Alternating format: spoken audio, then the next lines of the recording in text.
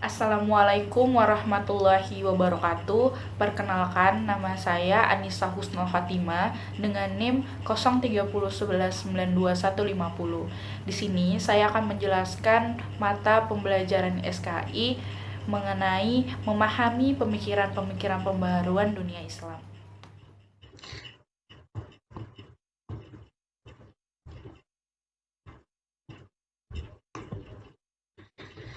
Nah, mengenai pembaruan dalam Islam. Jadi, pembaruan dalam Islam itu adalah upaya-upaya untuk menyesuaikan paham keagamaan Islam dengan perkembangan baru yang ditimbulkan kemajuan ilmu, pengetahuan, dan teknologi modern. Jadi, anak-anak sekalian, ada yang tahu bahasa Arab dari pembaruan itu apa? Nah, benar. Pembaruan dalam bahasa Arab itu berasal dari kata tajdid dan mujaddid. Tajdid ini dapat memurnikan agama. Jadi, dalam hadis riwayat Daud sendiri mengatakan bahwa sesungguhnya Allah akan mengutus kepada umat Islam ini pada permulaan abad-abad pemula agar orang-orang akan mempengaruhi pembaruan agamanya. Nah, di sini makna pembaruan dari tajdid. Jadi, dari sebelum yang udah kita bahas tadi mengenai kata dasar dari tajdid, jadi akan lebih jelasnya akan saya sampaikan di sini. Yang pertama itu asal kata jadid ya. Jadid itu berarti baru, sedangkan tajdid itu berarti pembaharuan. Jadi secara bahasa, tajdid yaitu merupakan proses pembaruan suatu yang dipandang usang atau rusak.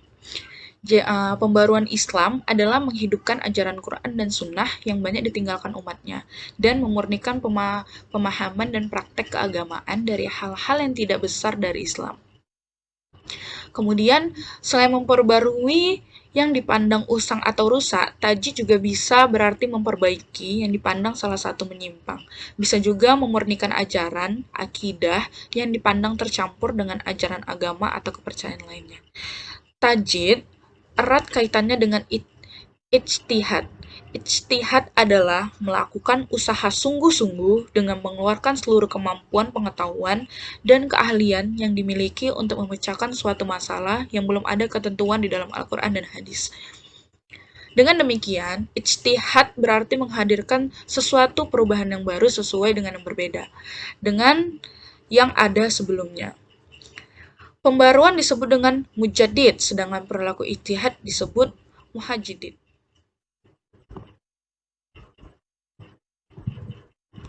Nah, dari latar belakang pembaruan di dunia itu sendiri, ada yang namanya Islam klasik, Islam pertengahan, dan Islam modern. Jadi, Islam klasik ini diawali pada tahun 650 sampai 1250 Masehi. Nah, di sini Islam klasik itu terjadi meninggalnya Nabi, Khalifah yang diganti jatuhnya dinasti Umayyah, baru adanya perang salib pada tahun 1096 Masehi, perpecahan di kalangan umat Islam. Kemudian di Islam pertengahan sendiri dimulai pada tahun 1250 sampai 1800 Masehi. Nah, di sini keturunan Genghis Khan membawa kehancuran umat Islam. Kemudian Mongol menghancurkan Mesir, peperangan dinasti Kristen dan dinasti Islam di Spanyol, penghancuran khalifah, kebangkitan kulturan dan administrasi di bawah pengaruh bangsa barat. Nah, kemudian Islam modern sendiri berawal dari tahun 1800 hingga sekarang.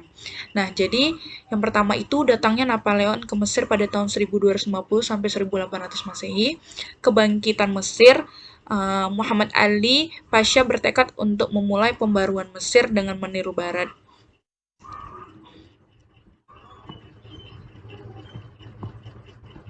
Nah, dengan kita mengetahui perubahan Islam pada masa ke masa, maka sebenarnya perubahan Islam itu sendiri memberi manfaat sejarah Islam pada masa pembaruan. Nah, yang pertama itu dengan adanya pembaruan ini sendiri, yang pertama melalui sejarah. Kita itu dapat mengatasi yang mengakibatkan kegagalan di masa lalu tidak terulang di masa yang akan datang. Yang kedua, jika kita belajar dari sejarah, maka kita akan mendapat keselamatan. Yang ketiga, pembaharuan memberi manfaat berupa inspirasi untuk mengadakan perubahan-perubahan sehingga suatu pekerjaan akan menjadi lebih efektif dan efisien. Yang keempat, menjadikan kesalahan terdahulu sebagai pelajaran ketika menghadapi permasalahan yang mungkin akan terjadi. Yang kelima, manfaatnya yaitu dibuatlah pembaruan-pembaruan di bidang pendidikan yang memasukkan unsur ilmu pengetahuan umum ke dalam sistem pendidikan negara tersebut.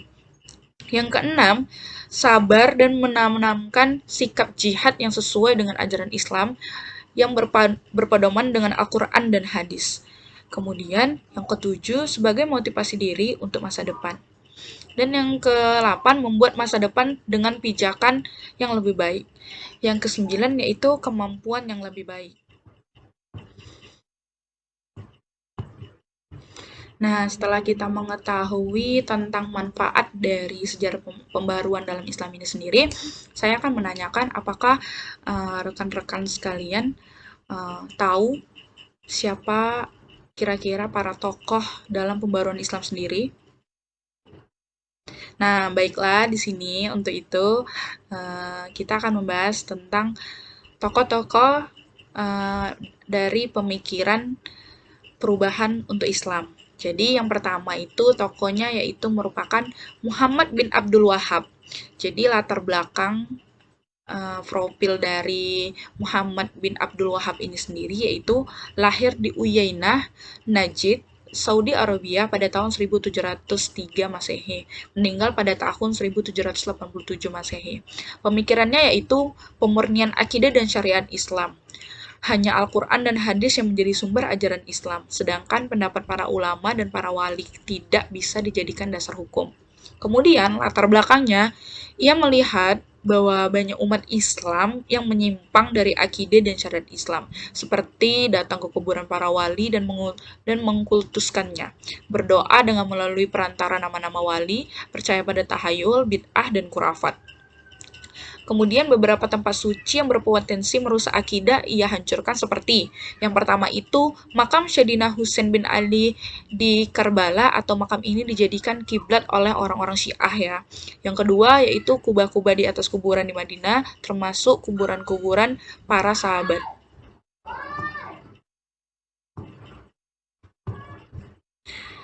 Kemudian merusak kiswah sutra yang menutupi Ka'bah di Mekah karena dianggap menjadi alat permusyrikan.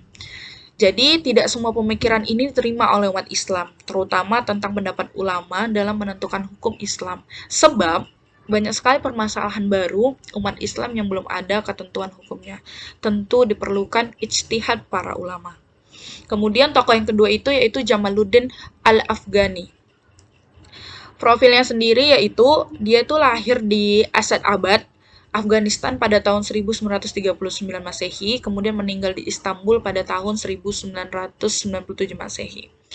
Nah, jadi dia ini merupakan pendiri partai Al-Hizbul Watan, yaitu Partai Nasional. Ia mengumandangkan slogan politik, Mesir untuk Mesir. Mesir saat ini dalam imperialis Inggris. Atas tekanan Inggris, Al-Afghahi lahir ke Prancis lalu mendirikan partai lagi bernama Al-Urwatun Wuthqah yang anggotanya orang-orang dari India, Mesir, Suriah, Afrika Utara, dan lain-lain. Dan dia juga menerbitkan dengan nama yang sama dengan partainya untuk menyebarkan Islam sebagai perjuangannya. Kemudian dia juga memberikan artikel-artikel sangat mempengaruhi Islam untuk kebangkitan Islam, semangat juang kaum muslimin di wilayah sehingga dia ini berada oleh Inggris. Kemudian aliran politiknya dikenal dengan Pan-Islamisme atau Persatuan Umat Islam, yaitu persatuan umat Islam di seluruh dunia dalam naungan satu panji yaitu Al-Quran dan Hadis. Nah, jadi pemikiran pembaruannya sendiri itu yaitu kemunduran umat Islam karena akibat tidak bersatu. Menurutnya, para ulama atau kaum bangsawan dan pemimpinan Islam tidak lagi bersatu. Ulama Mesir tidak lagi mengenal ulama Turki. Ulama Turki tidak lagi mengenal ulama India, Hejaz, Persia, dan sebagainya. Raja-raja Islam sudah tidak lagi bersilaturahim dan sebagainya. Nah, kemudian untuk mempersatukan seluruh unsur penting kaum muslim, ia mencetuskan pemikiran yang dikenal dengan pan-islamisme atau yang biasa disebut dengan persatuan umat Islam. Tanpa persatuan, menunjukkan gagasan besar untuk memajukan umat Islam tidak akan pernah terwujud. Jadi Jamaluddin Afghani sempat menjadi Perdana Menteri pada era pemerintahan Azam Khan di Afghanistan. Pada masa pengelolaan di Afghanistan, pada tahun 1969, ia pergi ke India, dan tahun 1971, ia pergi ke Mesir dengan maksud mendalami ilmu. Jadi, seorang cendekiawan yang berpengaruh di antara muridnya adalah Muhammad Abduh dan Sa'ad Gulhul yang kemudian menjadi bapak pemimpin kemerdekaan Mesir. Pada akhirnya, Jamaluddin Al-Afghani terjun ke politik, mendirikan partai yang bernama Al-Hizbul Wattahi tahun 1979. Nah, di Indonesia sendiri itu juga memiliki tokoh-tokoh dalam pemikiran perubahan untuk Islam. Yang pertama yaitu Ki Haji Ahmad Dahlan. Nah, jadi Ki Haji Ahmad Dahlan ini sendiri yaitu merupakan pendiri Muhammadiyah. Nah, jadi Muhammadiyah berdiri tanggal 18 November pada 1912. Tujuannya yaitu memurnikan ajaran Islam yang dianggap sudah banyak dipengaruhi oleh perbuatan syirik, khurafat, dan bid'ah. Muhammadiyah mengajak kembali ke ajaran Al-Quran dan hadis. Muhammad Darwis adalah nama asli Ki Haji Ahmad Dahlan. Beliau lahir di desa Kauman, Yogyakarta. Jadi Muhammadiyah juga banyak mendirikan sekolah dari sekolah dasar hingga perguruan tinggi, mendirikan rumah sakit, panti asuhan untuk yatim piatu, dan lain-lain sebagainya. Kemudian tokoh yang kedua itu ada Ki Haji Hashim Asy'ari. Jadi Ki Haji Hashim Asy'ari ini sendiri yaitu pendiri Nahdlatul Ulama atau NU yang berasal dari Jombang, Jawa Timur. NU berdiri pada tanggal 31 Januari 1926. Nah, NU menganut paham Ahlus Sunnah wal Jamaah atau sebuah pola pikir yang mengambil jalan tengah antara ekstrim akli atau rasionalis dengan kaum ekstrim nakli, skripturalis atau tekstualis, karena itu sumber pemikiran bagi NU tidak hanya Al-Quran dan Sunnah, tetapi juga menggunakan kemampuan akal ditambah dengan realitas empirik atau budaya adat pemikiran setempat.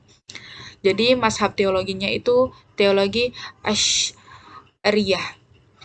Mazhab fikihnya yaitu mazhab Syafi'i, tetapi juga mengakui mazhab Hanafi, Maliki, dan Hambali. NU banyak mendirikan pesantren yaitu sekolah khas Islam. Waktu itu bertujuan mendirikan umat Islam sekaligus sebagai tanda bagi simbol-simbol sekolah-sekolah Belanda, sekolah minoritas Kristen dan Katolik.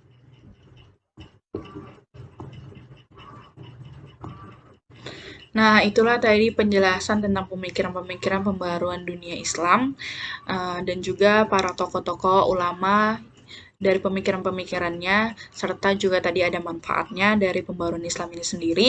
Semoga materi ini bermanfaat untuk rekan-rekan sekalian. Saya pamit undur diri. Wassalamualaikum warahmatullahi wabarakatuh.